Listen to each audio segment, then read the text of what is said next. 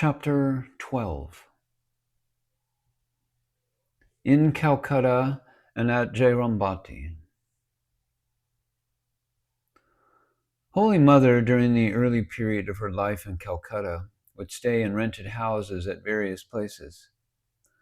For short visits, she would be put up at the houses of devotees like Balaram Bose or Mahendranath Gupta, the celebrated author of the Gospel of Sri Ramakrishna.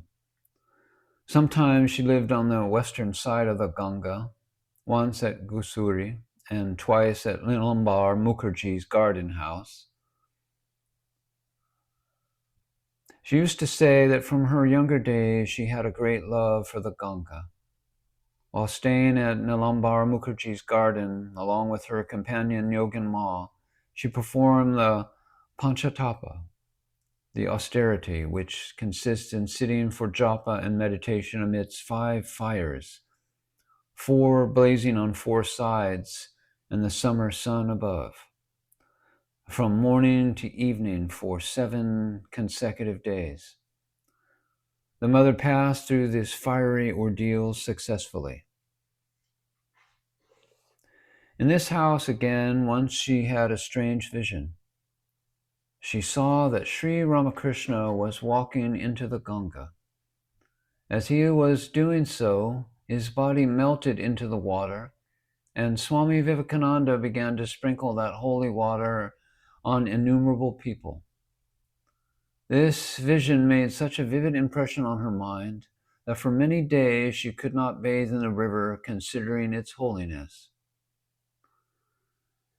It was in 1909 that Swami Saradananda built a permanent home for her in Calcutta at the Udhaban Lane. Now, when in Calcutta, the Holy Mother would stay here. This house, bearing the sacred memory and association of the Holy Mother, is known as the Mother's House to innumerable devotees and disciples of the Ramakrishna Order. To how many disciples and aspiring souls did she give initiation here? Many are the people who came weary and heavy laden to have their lacerated hearts soothed and got infinite solace.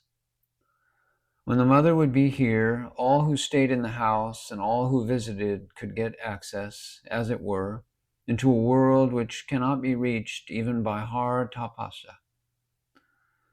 Now she is physically absent, but the association of her memory with the spot is a source of divine inspiration to thousands of devotees who did not have the privilege of seeing her in her physical manifestation.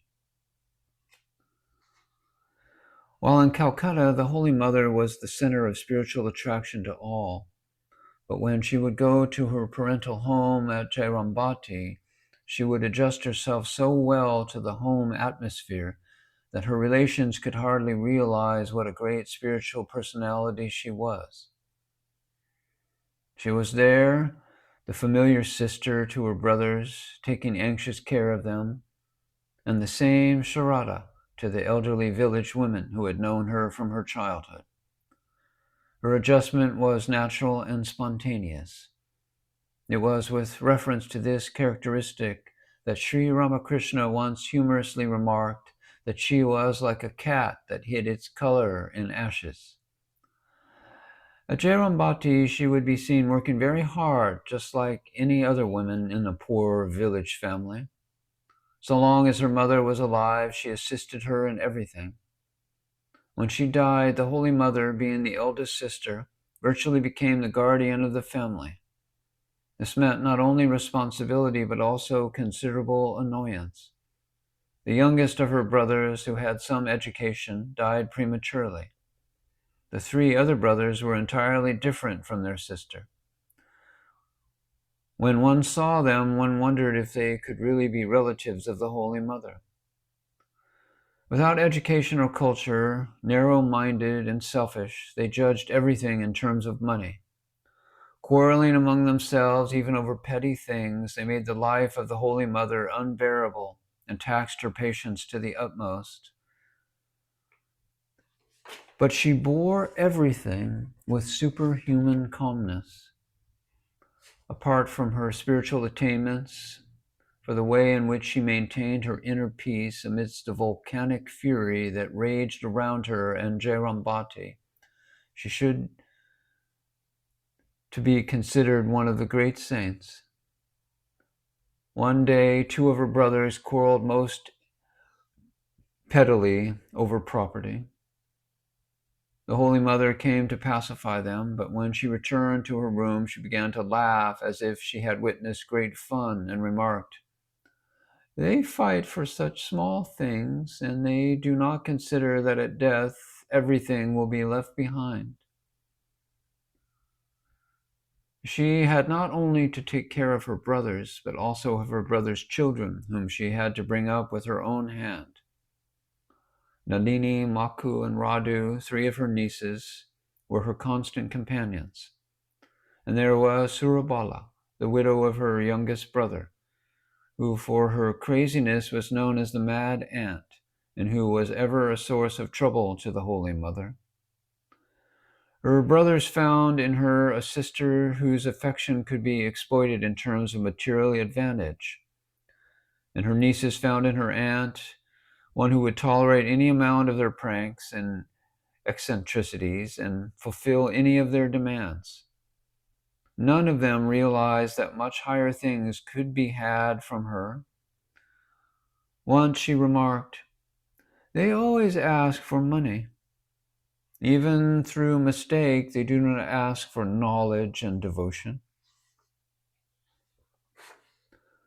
After the passing away of the Master, when the Holy Mother had been brooding over her lot and feeling that she had no further interest in life, she had a vision of Sri Ramakrishna. She saw a little girl with a red cloth walking in front of her, and the Master, pointing to the child, said, "Cling to her as a support."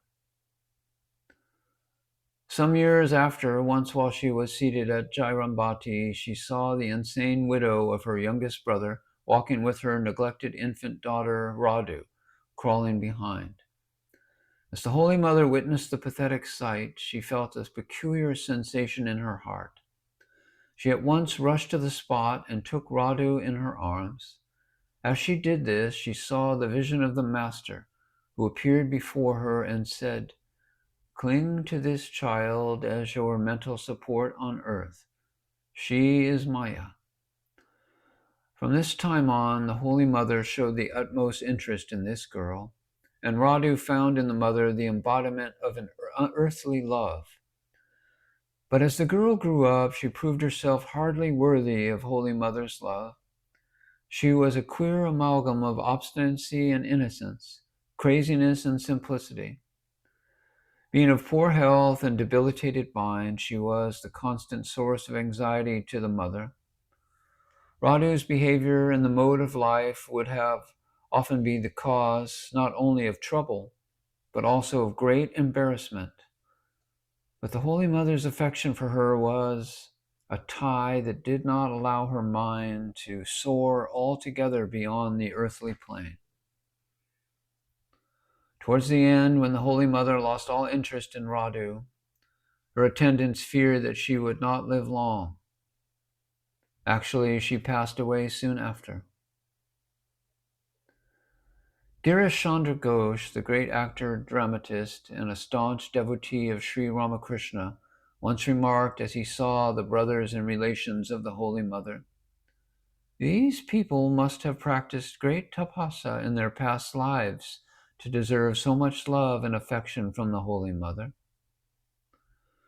This is true, where hundreds of persons would consider it a life's privilege to be of the slightest service to the Holy Mother. Her relatives actually received personal service from the Mother herself. Sri Ramakrishna, though a prince of monks, never forgot the slightest duty to his wife.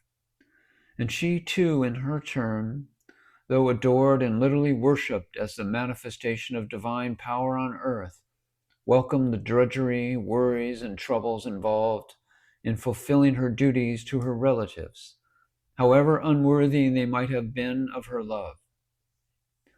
Once she actually said to her brothers, You got me as your sister only because of the piety of my father and mother.